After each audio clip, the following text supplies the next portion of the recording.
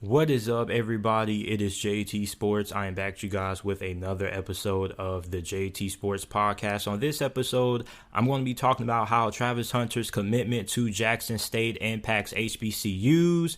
Should the college football playoffs be expanded? I'm going to be revisiting the debate. And lastly, I'm going to be venting my frustrations about the scheduling in college football because, quite frankly, it makes no sense. It's stupid. Now, if this is your first time listening to the JT Sports Podcast, welcome. I appreciate you for tuning in. Make sure you go ahead and follow me on all of my social media platforms. You can follow me on Instagram and Twitter, both at JT Sports _. Once again, you can follow me on Twitter and Instagram at JT Sports _. And lastly, make sure that you are subscribed to my YouTube channel, which is JT Sports. Now, as you guys already know, Travis Hunter, who is ranked as the number one player in his recruiting class, flipped from Florida State to Jackson State. It made tons of headlines. It was trending on Twitter. And there were a lot of people who were asking me, JT, what is the impact of Travis Hunter going to Jackson State? What is it going to mean for the rest of the HBCUs out there? Because I have a couple of friends who currently attend FAMU, and they were asking me, what will Travis Hunter bring to not only Jackson State, but to HBCUs as a whole, or more high-profile players like 4 and 5 stars going to end up going to more HBCUs? What's going to happen? Well, I feel like Travis Hunter going to Jackson State is kind of, a Jackson State thing. You look at Deion Sanders. He is one of the greatest cornerbacks to ever play the game. Travis Hunter is a cornerback. He also plays wide receiver as well. And on top of that, I feel like Deion Sanders has connections that a lot of other HBCUs don't have. Now, I'm not saying that, this doesn't mean anything for the rest of the HBCUs out there, because if you are currently running a HBCU or you're the head coach of an HBCU school and you're coaching football or basketball, you can definitely learn from this, because with the NIL and college athletes being able to get compensated for their name and likeness, it's going to open up opportunities to see guys like Travis Hunter end up leaving, these big-time Division I schools like Alabama and Clemson, end up going to a Jackson State, because you have opportunities to make money, get sponsorships, get endorsements.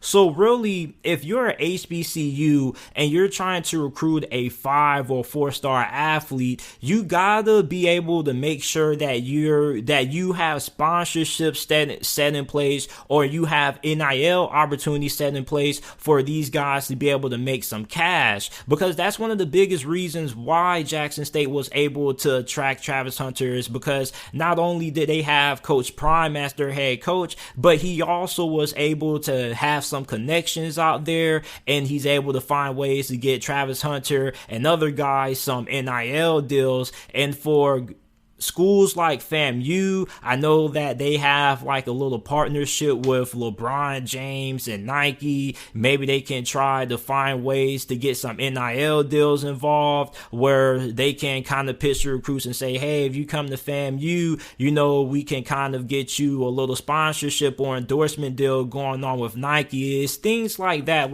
Those NIL deals are going to be really big for schools like HBCUs if they're ever going to end up attracting big name players coming out of high school like Travis Hunter. Then you have Tennessee State. They have Eddie George as their head coach. I love HBCUs. As I mentioned, I have a lot of friends who attend HBCUs. But if you're going to end up trying to lure these athletes away from schools like Alabama and Clemson, it's most likely going to be because of NIL. So you have to make sure that you have some big time NIL opportunities to make these 4 and 5 star recruits say, hey, okay, maybe I should go ahead and give these HBCUs a chance. Now, if I was a 5-star or 4-star athlete, I probably would end up going to an HBCU anyway, because I'm somebody who doesn't really care where I would play football at. I don't really care about the fancy facilities and whatnot. Like, I'm really somebody who's big on the culture. I'm big on the atmosphere. Like,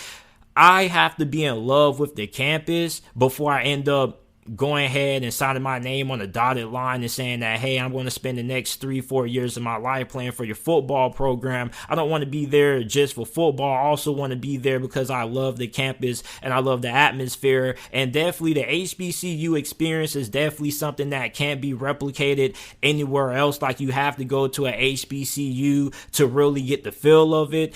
It definitely is a great experience. It's a fun time. I think that Travis Hunter is going to have a pretty great 3-4 years of his life. Is going to be very good for him at Jackson State. I think he's going to have a very great time there. And on top of that, everybody has the argument that says, well, he's not going to go to the NFL, or you can't go to the NFL if you play for a HBCU. Like, that's not true. Like, there are plenty of players in the past that have played for HBCUs, like Jerry Wise. Right now, Tyreek Cohen, running back for the Chicago Bears, hasn't played much this season, but he went to North Carolina A&T, if I'm not mistaken. So if you're a baller and you can play, you're going to get scouts. You're going to attract eyes anywhere you go, especially if you have a coach like Deion Sanders who has connections. And we're starting to see more former players end up taking these HBCU coaching jobs. Like, Eddie George is currently the head coach of Tennessee State. So really, when it comes to being able to get to the pros from an HBCU school, that definitely can happen. Like,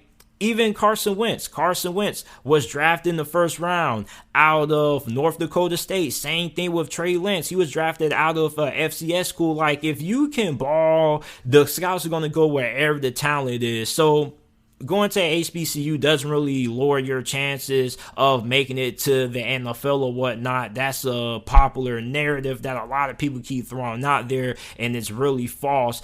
On top of that, I feel like Travis Hunter is going to bring more eyes, because anytime Jackson State plays another HBCU school, it's going to have a lot of attention, because everybody wants to see how Travis Hunter is going to perform. So not only does it put the spotlight on Jackson State, but it's also going to put a spotlight on any other teams that they end up matching up against. So for HBCUs, I don't feel like Travis Hunter is going to have a big impact in terms of the broader landscape of HBCUs. I still feel like this is kind of a one-off thing, simply for the fact that this is Deion Sanders, and on top of that, Deion Sanders has a lot of connections. But I definitely feel like this is something that other HBCUs can learn from and take this into consideration, that, hey, if you're going to go after some of these big time high school athletes, you got to make sure that you have some NIL deals set in place that can lure those athletes to your HBCU. So that's my take on the whole Travis Hunter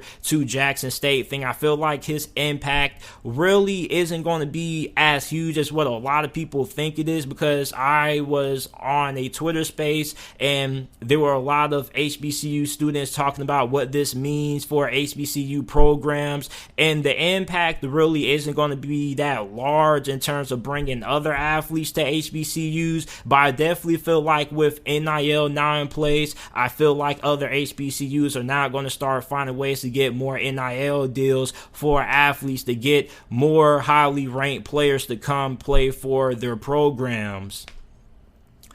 Now, a couple of months ago in the off season, there were a group of people, I call them the college football expansionist party. And basically, they were saying that the college football playoffs needs to be expanded because 4 teams isn't cutting it. And the first thing that they said for why the college football playoffs needs to be expanded is, well, we need more parity in college football. We have the same 4 teams in every year. It's Alabama, Clemson, Oklahoma, Ohio State. Like, we need some new blood. Well, what happens this season? Well, Alabama's still in, but Georgia makes it back to the playoffs for the first time in a while. Then you have Michigan and you have Cincinnati, a G5 school, which was another reason why everybody wanted to advocate for college football expansion when it came to the playoffs, because they said, oh, well, these G5 schools don't have a shot of making it in. Like, they practice hard, they bust their tails all summer, all spring, and they don't even have a shot. Now Cincinnati's in. So what is your argument now? Well, now you have some people telling me on Twitter. I was going back and forth with one person saying that all Cincinnati's only in because the committee had no choice because they didn't have anybody else to put over Cincinnati. Okay, like, everybody knew that if Cincinnati was going to get in, they were going to need some help. Before the season, I actually had Cincinnati in the college football playoffs, and a lot of people in the comment section said, you really think that Cincinnati's going to get in? So you're basically saying that you don't think Clemson or Ohio State or even Oklahoma are going to get in? And I said, yep.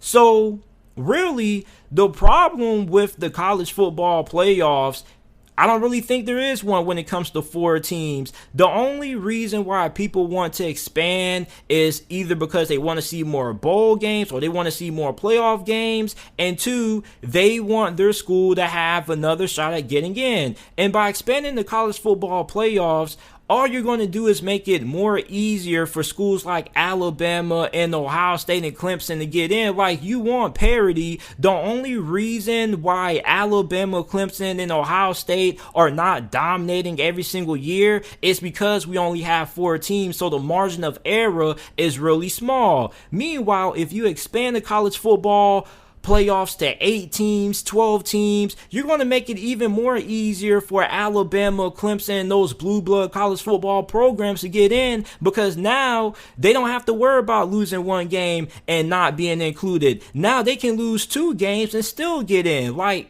it doesn't really make a lot of sense. Like, you want parity in college football. The best way to ensure parity is by keeping 4 teams, because then if you expand it, you're going to open up the opportunity for Ohio State and other schools to have a loss or 2 to get in. Like, if we had an 8-team college football playoffs right now this season, Ohio State would be in. We would still have the same programs in the college football playoffs every single season. The only reason why we don't see those same schools in and year out repeatedly dominating this sport is because you're only allowed to have 4 teams in this thing. You want to expand it to 8 teams, then 12. We're going to see Alabama in this thing for the next 2 decades. And I don't think nobody wants that. So if you're going to bring about parity, I think the only way to ensure parity and to, limit the amount of dominance that we see in this thing is by keeping it at 4 teams. Now, then on top of that, you got the little auto bids discussion, like how is that going to work? Are you going to have an at-large bid to a G5 school or at-large bid to, your conference champions? Like, I don't know about you, but I don't want to see a 4-loss Pac-12 team in the college football playoffs. I don't want to see a 4-loss G5 school in the college football playoffs, because quite frankly, a lot of G5 schools aren't as talented as what Cincinnati is. And on top of that, for a G5 school to get into the playoffs, it never was that the committee had a bias against G5 schools. It's just that there has never really been a G5 school that has played a legitimate schedule with legitimate opponents, such as what Cincinnati was able to do this year. Cincinnati was able to schedule an Indiana, a Notre Dame, and on top of that, they got lucky that Houston was as good as what they were, and they were able to beat them in the American Athletic Conference Championship game. So that also helped boost their resume. Like, if we're going to make the argument for G5 schools being in the college football playoffs, we need to be going hard to make sure that we can fix scheduling in college football, which is something that I'm about to get into in a couple of minutes. But really, the whole idea that the college football playoffs needs to be expanded is because, we need more parity. Well, we have 3 different teams. We have 3 new teams essentially in the college football playoffs. Like, Georgia has made it back in for the first time in a while. Then you got Michigan and Cincinnati, who had less than a 1% chance of making it into the playoffs at the start of this year. So you have your new teams there. Like, why is nobody satisfied? You got your G5 school in there in Cincinnati. Nobody's still satisfied. It's like in life, you can never really satisfy somebody. That's like somebody telling you, hey man, can you get me a bag of chips? They don't tell you the kind of chips they want. They just say, hey, man, just give me a bag of chips. So you go in the corner store and you bring back some Fritos, and they're not happy with the fact that you brought back Fritos. No knock against Fritos, but nobody really cares for Fritos. You ever brought the little variety pack of chips from the store? They got like Doritos, Funyuns, Ruffles, and you got Fritos there. Like, Fritos are the bag of chips that people only eat because they already ate all of the other chips. You already ate your Doritos, your Funyuns, and your Ruffles, and the only thing you got left are your Fritos. So nobody's happy with that. Nobody's happy that you ask them to do something, you come back and you do it for them, and they're still not satisfied. Like, people always want more. Like Mike Leach said, the only way to really satisfy everybody is just go ahead and make a 64-team college football playoffs and just go ahead and put everybody in. Give everybody a shot to compete. Like, there's nothing wrong with the 4-team system. And really, to be honest with you, I don't really feel like there's been too many years when the committee has got it wrong. Like, the only time people have had a lot of issues with the committee is when Notre Dame has been put in, because then you have the whole argument of, well, Notre Dame's not in the conference. They didn't play a conference championship game. They don't have that extra data point in there. Like, how do you properly assess Notre Dame? Like, other than Notre Dame, I feel like the committee has got it right more times than not. But of course, everybody's not going to be happy because with 4 teams, somebody's going to get left out. But if you expand it to 8 teams, somebody's still going to get left out. If you expand it to 12, somebody's still going to get left out. If you expand it to 64, there's still going to be some teams that people feel should have got in who got left out. Like, it doesn't matter how many times you expand this thing, you're still going to have some teams who are going to get left out. That's just what happens. Everybody can't participate in this thing. This is an exclusive club.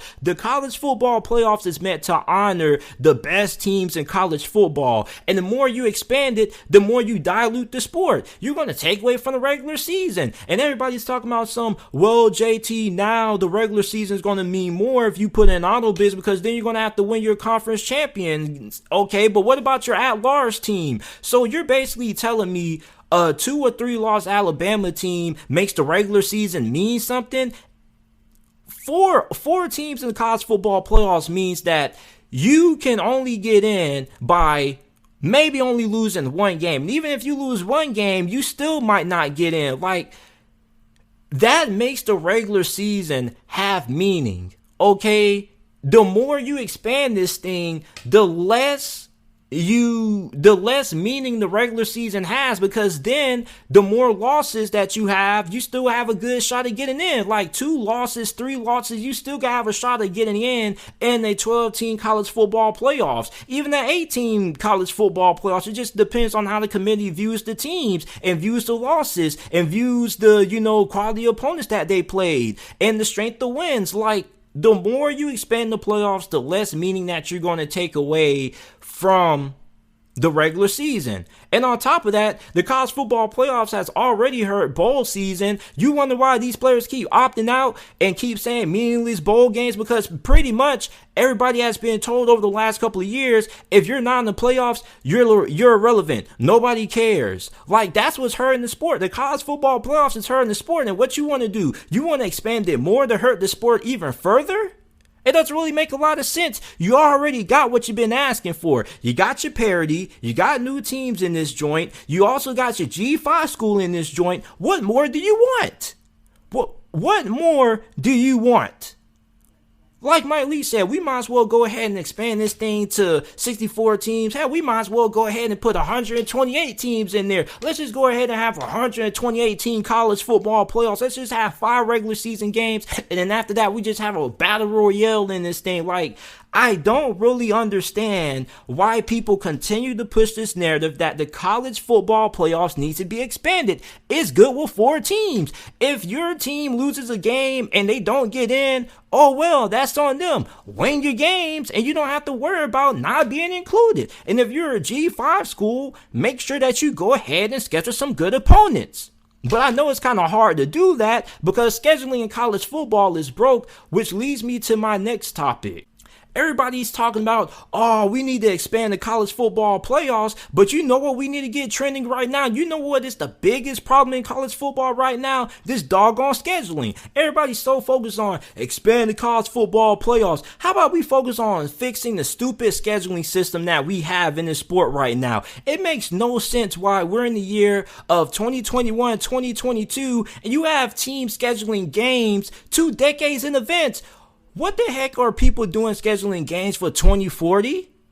Does that make any sense? Why are we scheduling games for 3045? We're scheduling years 100. We're scheduling games 100 years in advance. That makes no sense. Everybody's focused on fixing the college football playoffs. We need to fix this doggone scheduling system. It makes no sense. Why are schools picking who they play? Why doesn't the NCAA have a department that creates the schedules? We have a department that creates the conference schedules. Why don't they have a department that just creates the outer conference schedules? Why don't they just randomize it? It makes no sense. If you randomize it, everybody ends up playing somebody. You either play a cupcake or you play a good team. Like, nobody wants to go out there in week 1 and schedule a top ranked, G5 school because, like if you're Alabama, why do you want to play Cincinnati week 1 outside the fact that, you're a competitor? And I know that Alabama isn't shying away for anything, but I'm just giving you guys a little example. Why would I want to schedule a top ranked G5 school and end up risking my season? Because if I beat them, I don't really gain that much from them. And if I lose to them, I have everything to lose. I have everything to lose and nothing to gain. That's why the scheduling in college football has to be fixed. I believe that I was watching a preview of Alabama and Cincinnati on Mark Rogers' channel. Make sure you go ahead and check out his channel. He's kind of like the godfather of college football on YouTube. I've been watching him for like over 6-7 years now. And one of the guys he had on there when he was talking about Cincinnati, he was talking about how the Cincinnati and Notre Dame game came about. That game was scheduled like 10 years ago. Are we serious right now? Are we serious right now? We want to expand the playoffs to give more G5 schools a chance of getting into college football playoffs. But how about we go ahead and fix the scheduling so these G5 schools that are actually good can schedule some quality opponents and they don't have to wait 10 or 100 years in advance to play a good quality team? How about that? We're so focused on the wrong problems. We're focused on the wrong issues. The playoffs is not the problem in college football. The problem is this stupid scheduling, and it needs to be fixed. Instead of having Alabama opening this season against, a Division II school and Whoville University, instead of allowing Alabama to play schools like Duke to open their season, or allow them to play the Grinches of Whoville University to open up their season, how about we just have a department in the NCAA Athletic Association? We just have a little department that just picks who these schools play, and it's just random, like how the NFL does their scheduling. Like, I don't really understand why the scheduling in college football is the way that it is. It makes no sense. Now, I understand that, a lot of big schools like Alabama pay smaller schools to play them. I understand that. But I don't really understand why we have to wait 5 decades to have one matchup. Like, Coastal Carolina and BYU played in like a week's notice. They basically said, hey man, we have an open spot. Do you want to play? And they got it done. Simple as that. It only took BYU and Coastal Carolina a week to set up a game. Why is it taking us 3-4 decades to schedule one game, 1 week, one game? That makes absolutely no sense. The playoffs is not the problem in college football. Expanding the college football playoffs shouldn't be in anybody's forefront mind right now. What we need to be doing, we need to get the hashtag fix college football scheduling trending right now, because that's what is affecting this sport more than the freaking college football playoffs. That's not the issue. If you fix scheduling, then you give G5 schools a better opportunity of getting in, because if they're good and they're like a Cincinnati, they can beat some of these quality teams, then they're going to boost up their resume, because now they don't have to wait years in advance to finally get a chance of trying to play the big boys to improve their resume. The scheduling system in college football makes absolutely no sense. I don't even know who started this trend of scheduling games 30 years in advance. It's stupid. Why can't we just go ahead and say, hey man, do you want to play next year? Yes, and go ahead and set it up. Why do we have to wait so many years in advance? It makes absolutely no sense. It's one of the dumbest things in this world. Like, there are so many dumb things in this world. Like, NFTs are dumb. The fact that, they put, they sell these bag of chips with air in it. Like, why am I buying a bag of chips that's worth $5 and it's a lot of air in it? You get what I'm saying? I want more chips. I should not be opening a bag of chips and, the first 3 meters in, I'm just feeling nothing of air. Like, as soon as I open the bag, that thing should be filled to the top with chips. Shouldn't I be having to worry about no air? And college football scheduling is one of the stupidest things in this world right now that needs to be fixed. Everybody's so focused on expand the college football playoffs and you're going to fix the sport. We need to fix the sport by first starting off with fixing the scheduling. And just go ahead and make a little department in the athletic community that just goes ahead and they assemble the scheduling. Or maybe, you have like a little classic, like college basketball does this. Like, you have like a Big 12 versus SEC little thing going on. Like, do that, have like the MAC conference versus the American, or the American versus the Big 12, have like a SEC versus ACC challenge or kickoff classic or something like that. Like, let's stop this nonsense of scheduling games 100 years in advance, because it's stupid and it's hurting the sport and it needs to be changed. So you guys let me know how you guys feel about the college football scheduling. How would you guys change it? What changes need to be made? Let me know what you guys would do to fix this problem, because quite frankly, I don't really understand why it takes so long to get games set up. Like, BYU and Cincinnati literally played in 1 week. They set the game up. They came to the agreement. They had ESPN there. Everybody's going to talk about JT, you have to think about, the television broadcasting, schedule, like how they going to schedule around the game and whatnot. Like, ESPN was there when BYU and Coastal Carolina played. It was one of the biggest games of the year. If it's a big game going on, it's going to get set up. And it's not like it's going to be on short notice. Like, if you schedule a game like a year in advance, okay, ESPN should have more than enough time, or Fox should have more than enough time to go ahead and get a crew set up for that game. You don't really need 10 or 100 years to have a crew set up for a game. All it really should do is, it should be like that.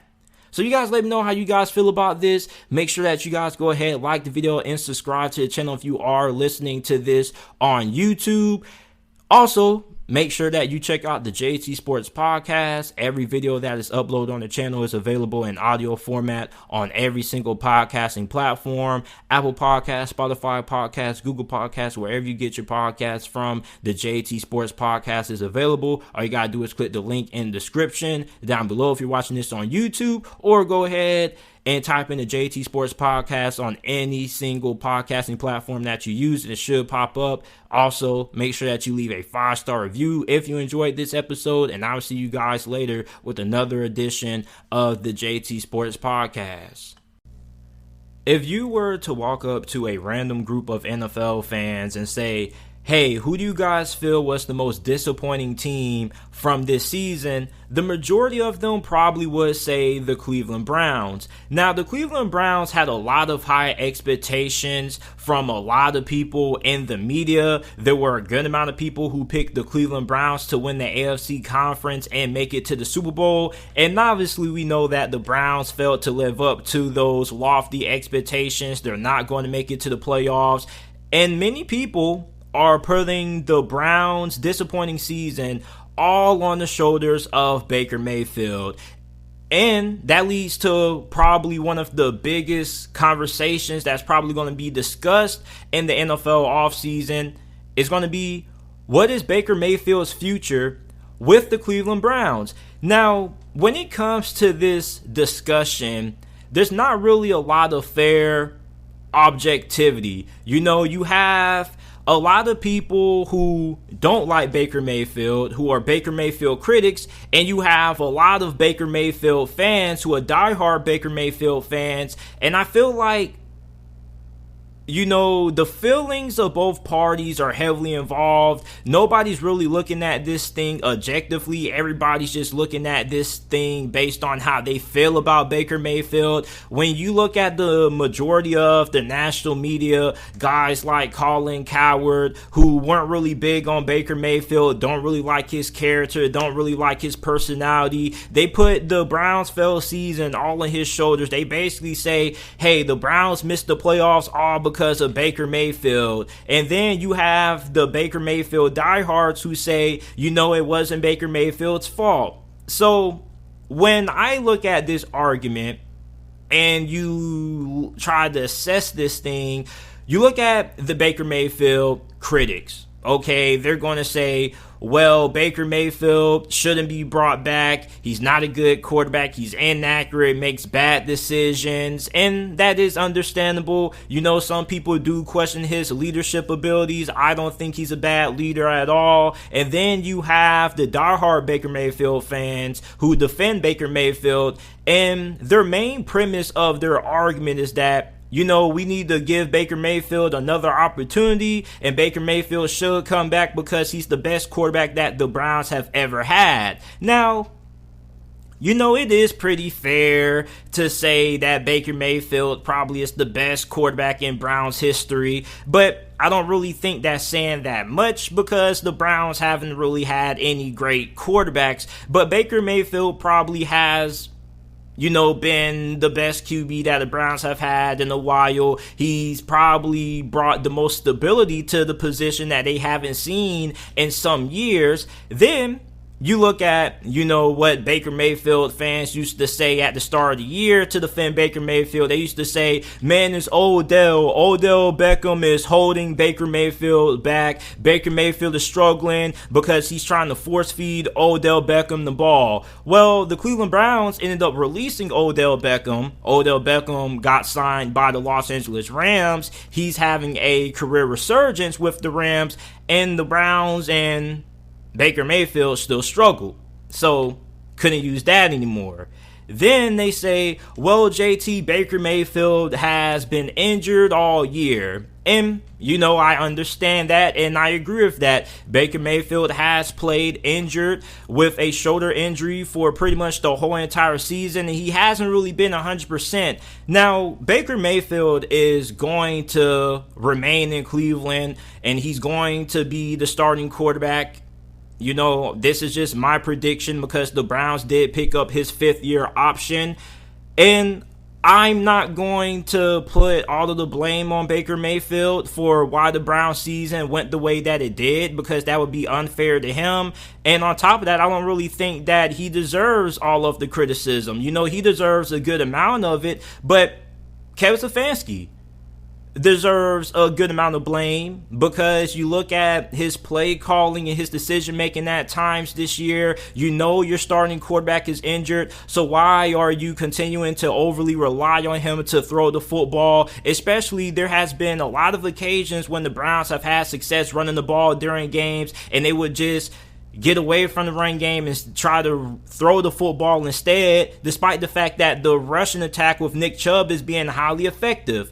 So Kevin Stefanski hasn't really been, the greatest when it comes to handling Baker Mayfield. On top of that, I question why Cleveland would even put Baker Mayfield in a situation to have to play in games when they know he's not even close to being 80%. Now, you can say, well, JT, they feel like Baker Mayfield gives them the best chance to win, so they had to start him. I don't really think that's true because you look at Case Keenum. Case Keenum won the game for the Cleveland Browns, okay? And the Browns have been in several positions when Baker Mayfield wasn't able to go that they had opportunities to win without Baker Mayfield. And Baker Mayfield isn't a great quarterback. He's not a bad quarterback. He's a middle-of-the-pack quarterback. So it's not like a 80% Baker Mayfield gives you a good chance to win. You can make that argument for Aaron Rodgers, Patrick Mahomes, or, one of the better quarterbacks in the league. 80% Aaron Rodgers is still better than the majority of quarterbacks in the league. 80% Patrick Mahomes is better than the majority of quarterbacks in the league. 80% Baker Mayfield probably isn't all that great. So I'm still figuring out, why the Browns still continue to allow Baker Mayfield to play, despite the fact that they knew he was injured, they knew he was banged up, and they knew that they probably weren't going to get great performances out of him, considering the fact that he was banged up. So why not go ahead and start a guy like Case Keenum, a guy who you have won a game with, to run your offense? And it's not like anything really changes when it comes to Case Keenum and Baker Mayfield, because the Browns' philosophy on offense is running the football and utilizing play action and taking shots downfield. And on top of that, Case Keenum and Kevin Stefanski already have a good connection from their time spent in Minnesota. So the drop off from Baker Mayfield to Case Keenum isn't all that big. They still could have let Baker Mayfield miss a couple of games, let him somewhat heal up from his injury, and they still probably could have been competitive with Case Keenum at quarterback. So I feel like a good amount of blame has to be placed on the shoulders of head coach Kevin Stefanski, because I definitely feel like the Browns mismanaged this situation with Baker Mayfield. They rushed him, they forced him to play through injury, and on top of that, Baker Mayfield, of course, he's one of the toughest players in the NFL. I respect him a lot. I admire his toughness. I like his attitude. Baker Mayfield is somebody who is highly driven. He's highly motivated. But at the same time, there was no way that Baker Mayfield was going to say, oh man, I'm not going to play, even though he knew he wasn't fully healthy. He tried to be macho man, and it kind of backfired, because he wasn't able to put the same kind of touches on his throws with that shoulder injury, and he just wasn't really the same quarterback.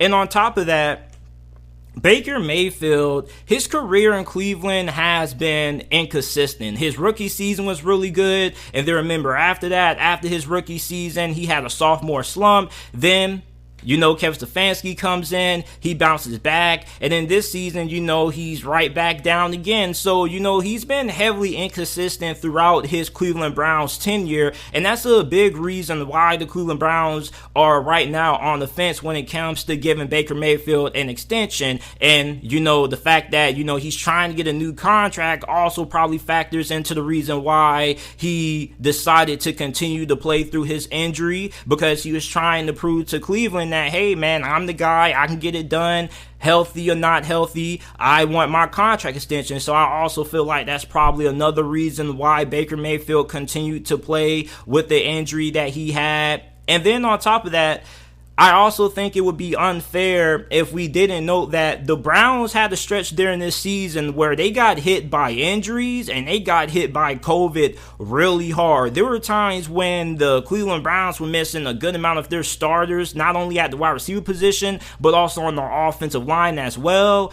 And even though a lot of people are going to make the argument and say that, well, JT, there are other quarterbacks who have had to win with, not having their best player and so whatnot, I understand that. But, those are guys who we consider to be elite quarterbacks. Those are guys like Aaron Rodgers and Patrick Mahomes who we expect to be able to produce despite not having their best players available. Baker Mayfield, we already know what he is. He's an average to above average quarterback, which means that he has to have talent around him to be effective. He's not a guy who can carry your team on a week-to-week basis without some of your best players. So when we're comparing Patrick Mahomes and some of the best quarterbacks to Baker Mayfield, not really, a fair comparison, because those quarterbacks are on a different level, a different stratosphere than what Baker Mayfield is. Those guys can still win games despite missing out on some of their best weapons on offense. Baker Mayfield can. He's not good to overcome that. That's why he's an average to above average quarterback at best. So with the Cleveland Browns dealing with COVID and dealing with injuries, that also kind of hurt Baker Mayfield. Plus he was hurt as well. So you look at the Baker Mayfield critics and they say, well, he's not that good. Okay, duh, we knew Baker Mayfield wasn't all that good. We knew what Baker Mayfield was. He, at his best, is a top 12 quarterback. That's his peak. Now, you look at Baker Mayfield moving forward, he's probably going to come back because the Browns have already picked up his fifth-year option. But what are they going to do to the quarterback room? And I think that there is going to be a couple of scenarios that are going to play out for how Cleveland is going to handle this Baker Mayfield situation. One, they most likely will end up signing a veteran in free agency to come in and maybe give some competition to Baker Mayfield. Now, you probably are going to say, well, JT, don't they already have Case Keenum? Yes, but the fact that they were hell-bent on keeping Mayfield the starting quarterback despite the fact that he was injured, and they weren't comfortable enough to allow Baker Mayfield to rest a couple of games and start Case Keenum, tells you a little bit about how they feel about Case Keenum. They felt that Baker Mayfield, even with him not being 100%, was still better than Case Keenum. So that shows you that, their backup quarterback situation probably needs to be addressed. Now, the quarterback market isn't great, at least in terms of free agency. The best available option that you're probably going to have out there in free agency is probably going to be Jameis Winston, and that's if the Saints decide to let him go and they can't re-sign him. So outside of Jameis Winston, there's not a lot of viable free agency options there. Then Cleveland probably could go the route of, trading for, a veteran quarterback. Maybe they trade for a guy like Marcus Mariota. If Baker Mayfield doesn't work out, they already traded for Marcus Mariota. You probably give up a 4th, 5th round pick for him. If Baker Mayfield fizzles out during the 2022 NFL season, you start Marcus Mariota and go from there. Or you can trade for a guy like Gardner Minshew with the Philadelphia Eagles. You probably could give up a 3rd or 4th round pick and get Gardner Minshew, and Gardner Minshew would fit very well in that Kevin Stefanski system. Then, scenario number 2, you could go a similar route that the Philadelphia Eagles went. Now, I don't really know if Baker Mayfield would like this route, but remember when Philadelphia got a lot of hate because they drafted Jalen Hurts in the 2nd round? Well, it looked like that decision kind of paid off for them because Carson Wentz absolutely fell apart during that season. Jalen Hurts came in, showed some flashes. They traded Carson Wentz in the offseason. They named Jalen Hurts a starter. They gave him an opportunity to prove himself. And we still don't know if Jalen Hurts is the guy. They're probably still assessing him. They're still probably going to want to see at least one more year of high-level play out of Jalen Hurts before they fully look at him as the franchise QB, but he has looked very good so far in his first season as the full-time starter for Philadelphia. And when you look at the Cleveland Browns, there are a good amount of options at quarterback in this upcoming draft class that you could look at. Desmond Ridder could be available in the 2nd round. You also have guys like out of Nevada, Carson Strong. So you're going to have some good options out there when it comes to the draft if you want to bring in a young rookie quarterback to come in and sit behind Baker Mayfield and challenge him. And if he doesn't play up to expectations, you can end up putting them in. And on top of that, if they perform well, they're going to be on a rookie deal. So you're going to save cap space. You don't have to invest a lot of money into them. Then, okay, the 3rd option, probably they remain with Case Keenum as their backup, and then eventually if Baker Mayfield continues to underperform, they finally give over the reins to Case Keenum. But overall, this is something that's going to be really intriguing to watch because for the Browns, you need good quarterback play out of Baker Mayfield. You're going to need him to make some throws. You're going to need him to be more accurate. You're going to need him to make better decisions. But I feel like Baker Mayfield probably will bounce back because that's kind of how his career has been. It's been up and down. He'll have a great year. Next season, he'll have a slump. Then he'll bounce back. Then he'll have a slump again. And then he'll bounce back again. That's kind of what Baker Mayfield has been. And that's the large reason why Cleveland's hesitant on giving him an extension. And also, Baker Mayfield understands what's at risk. He understands that this upcoming, next season, 2022, is probably going to be his last opportunity to show the Browns that he is the guy who can lead this franchise for years to come. He understands that, if he doesn't perform, that he most likely won't get another shot to be the starting quarterback for the Browns in the near future. So he understands what's at stake, and I think that was a large reason why he continued to fight through and play through the injuries, even though he knew in his heart and his soul that he probably wasn't going to be able to get the job done simply for the fact that how much of a toll the injuries were taking on his body. But I feel like Baker Mayfield definitely will bounce back.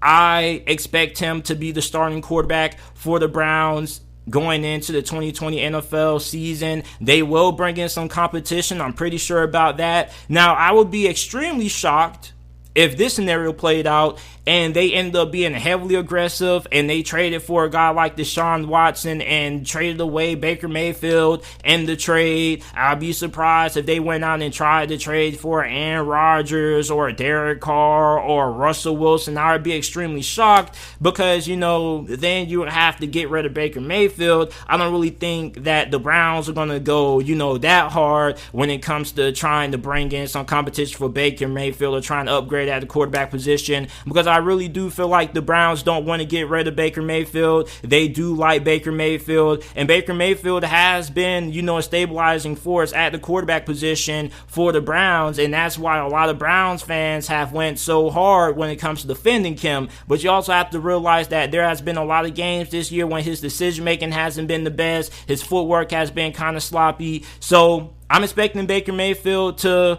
have a bounce back year in 2022. That's just my early prediction. His surgery is going to be on the way. He's not going to play week 18. And it's going to be really intriguing to see how Baker Mayfield ends up panning out for the Cleveland Browns. This is probably going to be his last year. And this is going to be a make or break year for Baker Mayfield. It's going to be prove it. You play good, you get a new contract. You don't play good, we're not going to resign you. We're going to let you test the waters in free agency. So you guys let me know how you guys feel about Baker Mayfield down in the comment section down below. If you guys are watching this on YouTube, make sure that you check out the JT Sports Podcast. Every video that's uploaded on the channel is available in audio format on every single podcasting platform: Apple Podcasts, Spotify Podcasts, Google Podcasts, wherever you get your podcasts from. The JT Sports Podcast is available. All you got to do is go to whichever podcasting service that you use, type in the JT Sports Podcast. It should pop up. Or you can go to the description, scroll down a little bit, and it will take you to the links to the Apple and Spotify podcast. Make sure that you go ahead and leave a 5-star review, like the video, subscribe to the channel, and I will see you guys with another episode of the JT Sports Podcast.